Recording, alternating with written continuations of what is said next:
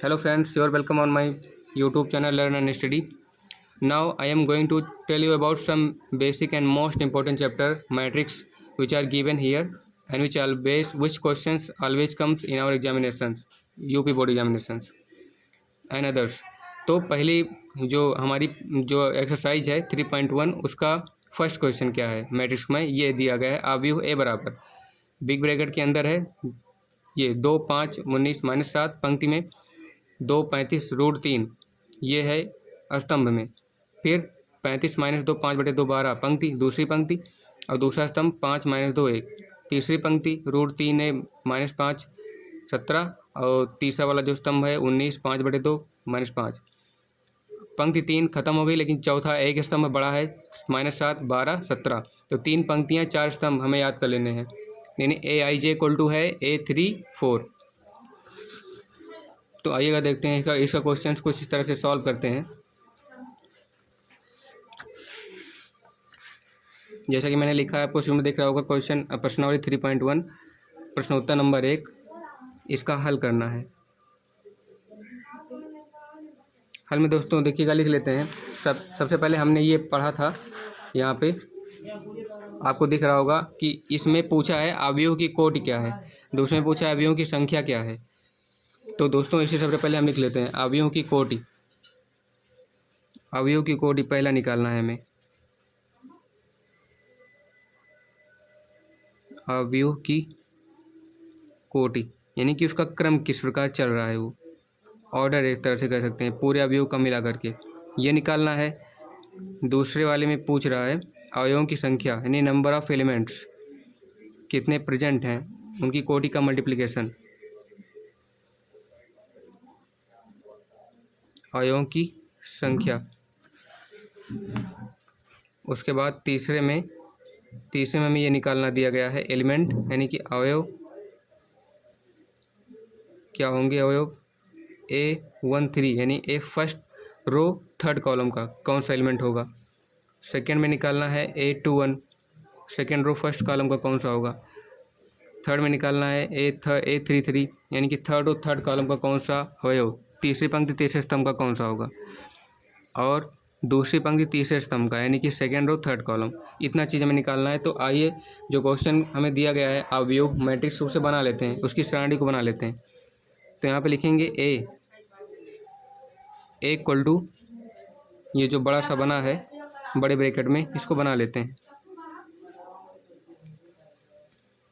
2 35 √3 5 - 2 1 19 5/2 -5 -7 12 17 ये देखिए पहले पंक्ति दूसरी पंक्ति तीसरी पंक्ति पहला स्तंभ दूसरा स्तंभ तीसरा स्तंभ चौथा स्तंभ। ये देखिएगा दोस्तों थोड़ा पेन चल गई है आप लोग समझ लीजिएगा। ये पहले स्तंभ है दूसरा है तीसरा है चौथा है। अब आइएगा चलते हैं क्वेश्चन की तरफ वो आंसर की तरफ। क्वेश्चन हमारा पहला कह रहा है अवयव की कोटि निकालना है। इसमें से अवयव की कोटि क्या होगी देखिएगा अवयव की कोटि। तो देखिएगा आपको ये दिख रहा होगा मैट्रिक्स कैसा है। अवयव की कोटि का मतलब हम एक फार्मूला पढ़े होंगे जैसे AIJ I row J column यानी I पंक्ति J स्तंभ होता है = M × M × N। ये M × N इसकी कोटि होती है। तो किस कोटि में है ये बताना है, केवल M × N = नहीं बताना है, M × N बताना है जिसको हम बोलते हैं अवयव की कोटि। ये इतना अवयव की कोटि हो गई। तो M का मतलब कितने I का नंबर ऑफ रोज कितने पंक्ति हैं वो बताना है। तो 1 2 3 तो M के प्लेस पे क्या हो जाएगा 3। N means number of columns कितने कॉलम्स हैं 1 2 3 4 तो 3 × 4 ये हो जाएगा हमारा आंसर। ये इतना आंसर हो जाएगा। AIJ M × N इसे अवयव की कोटि बोलते हैं। M × N को AIJ को बोलते हैं number of matrix elements present here कितने भी एलिमेंट्स प्रेजेंट हैं वो पूरा दिखाता है। तो अब आइए दूसरे की तरफ बढ़ते हैं। दूसरा वाला पूछ रहा है अवयव की संख्या नंबर ऑफ एलिमेंट्स कितने हैं। तो देखिएगा जो हमने कोटि निकाली उसी का मल्टीप्लिकेशन जितना आएगा वही नंबर होगा। अवयवों की संख्या जो होगी लिख लेते हैं थोड़ा सा। अवयवों की संख्या अवयवों की संख्या क्या होगी, number of elements equal to m cross n, की वैल्यू जितनी आएगी वो होगा हमारा। अभी तक m क्रॉस n केवल कोटि था, कोटि में इक्वल टू लगा के वैल्यू नहीं लिखते। तो 3 क्रॉस 4 इक्वल टू कितना आएगा 12, यानी कि 3 जितने भी 3 रोज हैं, 3 पंक्तियां हैं, 4 स्तंभ हैं, उनमें का जो गुणनफल होगा 12, क्योंकि केवल कुल मिला के 12 अवयव उपस्थित हैं यहाँ पे। अब तीसरे में क्या हो रहा है, तीसरे में पूछ रहा है कि अवयव, ये तीसरा है, तीसरे में पूछ रहा है अवयव A13 का फर्स्ट रो का थर्ड कॉलम का जो एलिमेंट है वो कौन सा होगा। तो इसमें देखते हैं A13। अब आइएगा देखते हैं फर्स्ट रो का थर्ड कॉलम, ये फर्स्ट रो हो गया, फर्स्ट रो का 1 2 3 थर्ड कॉलम का ये एलिमेंट केवल पूछ रहा है, तो ये एलिमेंट उठा के यहाँ पे रख देना है 19। थर्ड में सेकंड में पूछ रहा है A21 क्या होगा, यानी कि सेकंड रो का फर्स्ट कॉलम का कौन सा एलिमेंट होगा। तो सेकंड रो ये हो गई, सेकंड रो का फर्स्ट कॉलम का एलिमेंट ये हो गया, तो यहाँ पे क्या लिख देना है 35, इसी को लिख देना है यहाँ पे। अब क्या पूछ रहा है A33, देखिएगा यहाँ पे अब A33 की बात आई, ये दोनों हो गया। A33 यानी कि तीसरे कॉलम का तीसरा वाला रो क्या है, तीसरी रो का तीसरा कॉलम क्या है, तीसरी पंक्ति का तीसरा स्तंभ, तो तीसरी पंक्ति ये हो गई, तीसरा स्तंभ ये -5 लिख देते हैं। उसके बाद आइए नीचे आते हैं, ये मैंने कहा A33 -5 कैसे आया, तो तीसरी पंक्ति देखिएगा यहाँ पे, ये तीसरी पंक्ति हो गई, और तीसरी पंक्ति का तीसरा जो कॉलम है, तीसरा स्तंभ है वो -5 है, तो यहाँ पे -5 लिख दिया गया, ये देखिएगा ये -5 हो गया। अब नीचे A23 बचा है, ये A23 नीचे बचा है, A23 यानी कि इसका कहने का मतलब है सेकेंड रो का थर्ड एलिमेंट, सेकेंड रो का थर्ड कॉलम। तो देखिएगा सेकेंड वाली रो ये है, सेकेंड रो का थर्ड कॉलम का एलिमेंट 5/2 1 2 3 5/2, तो यहाँ पे क्या लिख देंगे A23 के इक्वल टू प्लेस पे 5/2। ये फर्स्ट क्वेश्चन का सॉल्यूशन हो गया। अब आइए क्वेश्चन नंबर सेकेंड यानी प्रश्नोत्तर संख्या 2 देखते हैं क्या पूछ रहा है। प्रश्नोत्तर संख्या 2, उसका हल होगा जो यहाँ से करेंगे। आइए पहले क्वेश्चन को पढ़ते हैं शॉर्ट में। जो हमारा क्वेश्चन है वो कुछ इस तरह से है। क्वेश्चन, यदि किसी अवयव में 24 अवयव हैं तो इसकी संभव कोटियाँ क्या हैं। यदि इसमें 13 अवयव हों तो कोटियाँ क्या होंगी। यानी कि पहले अगर 24 अवयव हैं तो उसकी कोटियाँ क्या होंगी। अगर 13 अवयव केवल हों, 24 को छोड़ करके अगर केवल 13 अवयव हों तो उसकी कोटियाँ क्या होंगी। यानी कि इसमें 2 तरह के क्वेश्चन हैं, 24 अवयव पे कोटियाँ बताइए और 13 अवयव पे भी कोटियाँ बताइए। तो पहले में जैसे हमने देखा था कोटियाँ किस तरह से निकाली गई थी, 24 कोट अगर अवयव हों तो फिर कोटियाँ क्या होंगी, और 13 अवयव हों तो फिर कोटियाँ क्या होंगी। कुछ इस तरह से हमको देखना पड़ेगा इसमें। तो हमने क्वेश्चन को अच्छे से पढ़ लिया है, यानी कोटियों पर हमें अवयवों की संख्या बताना है, सॉरी अवयव है हमें कोटियों की संख्या कोटियाँ केवल बताना है। तो कुछ लिख लेते हैं इसमें। दिया क्या है, दिया है 2 स्टेप में दिया है। पहला वाला जो है कि क्या है 24 अवयव हैं, यानी कि 24 अवयव पे हमें कोटियाँ बताना पड़ेगा। और दूसरे पे 13 अवयव हैं, 13 अवयवों पर कितनी कोटियाँ होंगी ये बताना है। उनका हमें केवल निर्माण करके दिखाना है, कंस्ट्रक्ट करना है, किस तरह से हमें मानना पड़ेगा उनका। देखिएगा 24 अवयव जो होगा, 24 अवयव का मतलब देखिएगा यहाँ पे ये जो 24 अवयव है इसका मतलब कि इसका जितना गुणनफल होता है प्राकृतिक संख्याओं का, केवल 2 संख्याएं ऐसी हों कि जो 24 के गुणनफल में आती हों, जिनका गुणनफल 24 होता हो, उनको मिला करके पूरा का मिला करके जितना भी होगा वही हमारी कोटियाँ होंगी। 13 में भी जो दोनों का गुणनफल होगा, जो प्राकृतिक संख्या होगा, उनको अलग अलग निकाल लेंगे और वही हमारी कोटियाँ हो जाएंगी, जैसा कि हमने फर्स्ट में किया था। ये कोटि मैंने m क्रॉस n 3 क्रॉस 4 से दिखाया था। देखिएगा m क्रॉस n 3 क्रॉस 4 का मतलब 3 रो 4 कॉलम, 3 पंक्ति 4 स्तंभ। तो वैसे हमें इसमें कर देना है कि 24 अवयव का मतलब कि जितना हम निकालेंगे उसमें उतनी पंक्ति हमारा उतना स्तंभ आता जाएगा, जितना हमें गुणनफल में मिलेगा। देखिएगा 24 अवयव हमें बताना है संभव कोटियाँ। तो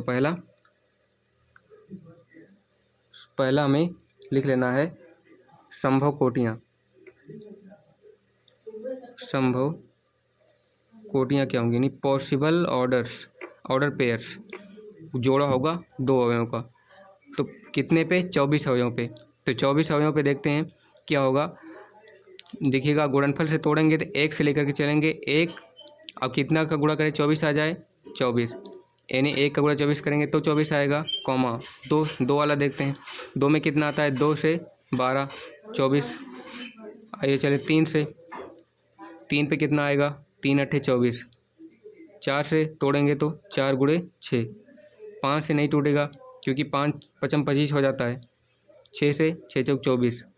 7 से भी नहीं टूटेगा, 7 एक 21 होता है। 8 से 8 त्रिक 24। 9 से भी नहीं, 10 से भी नहीं, 11 से भी नहीं, डायरेक्ट 12 से, क्योंकि ये सभी हैं तो सम ही लेकिन प्राकृतिक हैं और विषम भी हैं इसमें। तो 12 से ही टूटेगा। 12 गुणे 1, 12 गुणे 1 24। ओह सॉरी 12 गुणे 2, 12 गुणे 24 होता है। 12 गुणे 2। अब उसके बाद फिर किसी से नहीं टूटेगा, डायरेक्ट 24 से। 24 गुणे 1 लिख देते हैं। ये हमारा आ गया यहाँ से लेकर के पूरा यहाँ तक 24 गुणे। ये केवल 24 पे है। संभव कोटियाँ हमने 24 वाले अवयव के लिए, हमने इतने के लिए इतना कोटियाँ बनाया है। ये कोटि होगी 24 अवयव के लिए, ये कोटि होगी। अब दूसरा बता रहा है कि अगर हमें 13 अवयव मिले, केवल 13, 24 नहीं, अगर 13 अवयव मिले तो फिर संभव कोटियाँ क्या होंगी? 13 अवयव मिले तो संभव कोटियाँ क्या होंगी? देखते हैं 13 अवयवों पे क्या होंगी। 13 अवयवों पे क्या होंगी? 13 तो पहले से ही विषम है, तो 1 से लेंगे, 1 गुणे 13।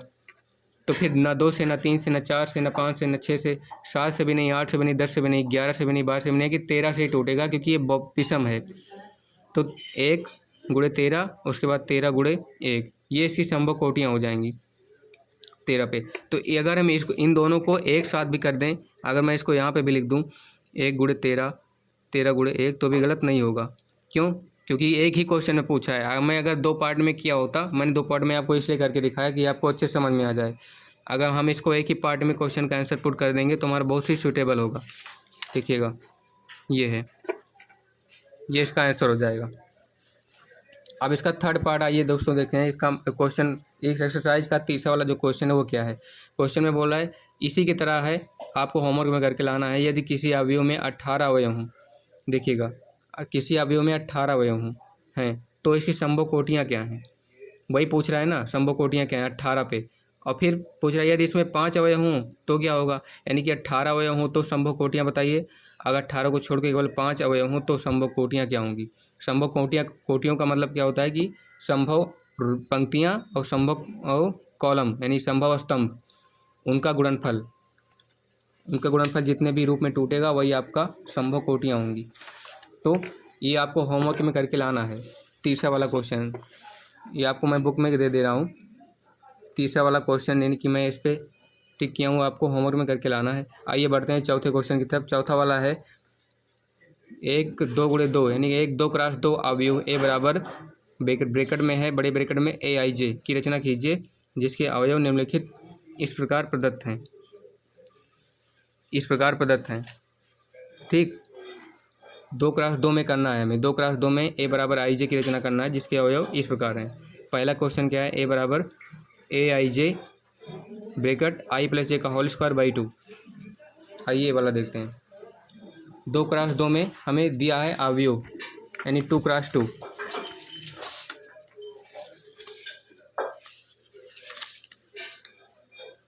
देखिएगा प्रश्नावली 3.1 का देखिएगा चौथा वाला प्रश्न, प्रश्नोत्तर संख्या 4।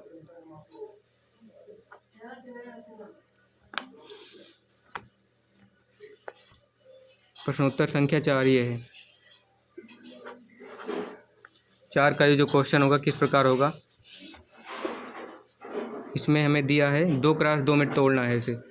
अवयव का जो क्रम है वो 2 क्रॉस 2 में टूटा हुआ है, यानी कि यहाँ पे लिख लेते हैं अवयव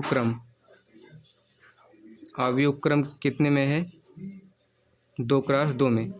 यानी कि इसका मतलब हुआ कि जो ए आई जे है वो एम क्रॉस एन जो होता है वो 2 क्रॉस 2 है, यानी कि 2 रो 2 कॉलम। तो इसका हम कंस्ट्रक्ट कैसे करेंगे? इसे बिना कंस्ट्रक्ट किए हमें समझ में नहीं आएगा, कि बिना हमें इसकी संरचना बनाए समझ में नहीं आएगा कि किस तरह हमें इसे तोड़ना है, किस तरह हमें इसे मैट्रिक्स के अवयव में लाना है, अवयव के अवयव में। तो देखिएगा अवयव का अवयव जो बनता है, मान लेते हैं कोई ए अवयव है और उसके जो अवयव हैं वो कुछ इस तरह से हैं।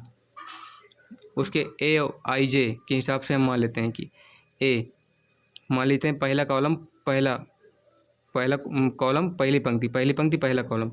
दूसरा क्या है, सॉरी कॉमन नहीं लगाएंगे, दूसरा है ए यानी पहली पंक्ति दूसरा कॉलम, पहली पंक्ति दूसरा स्तंभ, और उसके बाद फिर दूसरी पंक्ति पहला स्तंभ, फिर दूसरी पंक्ति दूसरा स्तंभ, second row first column, second row second column. उसके बाद फिर आगे बढ़ते हैं। इतना तो आपकी समझ में आ ही गया होगा। उसके बाद देखिएगा अब ये हमारा टूट गया, ये हमने इसको एक निश्चित क्रम में तोड़ लिया। अब बताना क्या है, जो क्वेश्चन में है वही लिख के बताना है। क्वेश्चन में दिया है फर्स्ट में हमें निकालना है,